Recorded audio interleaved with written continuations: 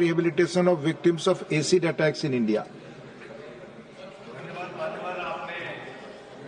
अत्यंत गंभीर विषय पे मुझे अपनी बात कहने का मौका दिया।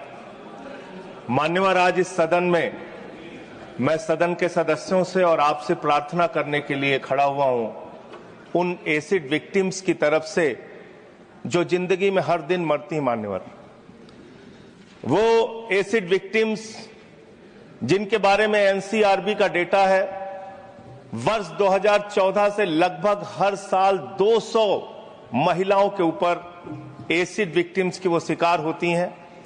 80% इसमें महिलाएं होती हैं, जिसमें 30% नाबालिग बच्चियां होती हैं। मान्यवर, और इनके दर्द को जानने का मौका मिला। ब्रेव सोल फाउंडेशन है सर, दिल्ली में काम करती है वो संस्था। उस संस्था के एक कार्यक्रम में मैं गया था मान्यवर। वहां जो बच्चियां हैं उनको आप देखेंगे तो आपको आंखों से आंसू आ जाएगा। और न्याय मिलने में इतना समय, इतना विलंब। शाहीन मलिक एक बच्ची है वहां पे मान्यवर, एक महिला है, 16 साल से न्याय की आस में भटक रही है। उसको न्याय नहीं मिला, उसका चेहरा पूरा बिगड़ गया, एक आंख चली गई है। एक अनुपमा और मोहिता बच्ची थी सिवान की, 14 साल की बच्ची, उसके ऊपर एसिड अटैक हुआ। 20 साल के बाद उसको न्याय मिला, जब उनकी मृत्यु हो चुकी थी। वो दुनिया में नहीं थी मान्यवर। इसके संबंध में सुप्रीम कोर्ट ने 10 अप्रैल 2015 को एक आदेश जारी किया कि प्राइवेट हॉस्पिटल हो या सरकारी अस्पताल, दोनों जगहों पे इनका पूरी तरीके से फ्री इलाज होना चाहिए। मैं सरकार से अनुरोध करूंगा, हाथ जोड़कर विनती करूंगा, उनके फ्री इलाज की व्यवस्था की जाए। इनको मुआवजे के नाम पे मात्र 5 लाख रुपए मिलता है। कम से कम इनके इलाज के लिए 50 लाख रुपए का इंतजाम किया जाए।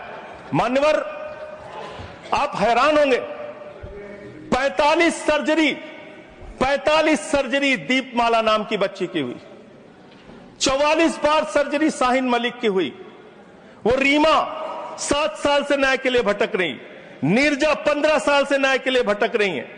इन लोगों को कोई नौकरी पर भी नहीं रखता मान्यवर। इनके लिए सरकारी नौकरी ऐसे इंतजाम की जाए जहां पे वो अपनी नौकरी कर सके। ये बच्चियां सर, जब रोज सुबह उठती हैं, ये अपने चेहरे को देखती हैं, इनको रोज मरना पड़ता है। आज मैं आपके माध्यम से इस सरकार से निवेदन करता हूं, एसिड विक्टिम्स के लिए फास्ट ट्रैक कोर्ट बनाई जाए। 20-20 साल तक इन बच्चियों को न्याय के लिए भटकना पड़ता है, इनके लिए फास्ट ट्रैक कोर्ट देश के अंदर बनाई जाए।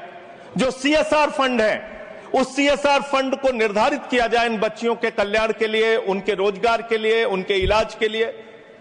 मैं आपके माध्यम से अनुरोध करना चाहता हूं इस सरकार से कि 2014 के बाद से लेकर अब तक के जितने केसेस हुए हैं, उसके पहले के भी जितने केसेस हुए हैं, उसकी समीक्षा के लिए एक केंद्रीय समिति बना के उनकी मदद और इलाज कर। माननीय Shrimati Sagarika Ghosh, need for robust blood transfusion laws for those battling thalassaemia and sickle cell anaemia. Thank you sir.